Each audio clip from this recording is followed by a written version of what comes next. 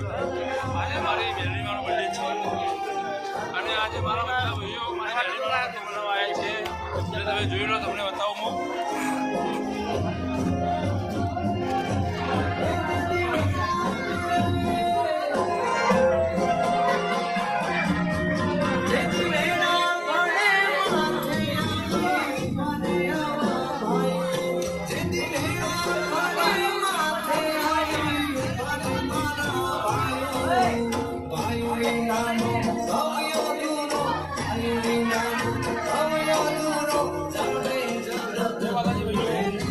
આજે મારી બેનરીમાનો બર્થડે છે એટલે મારો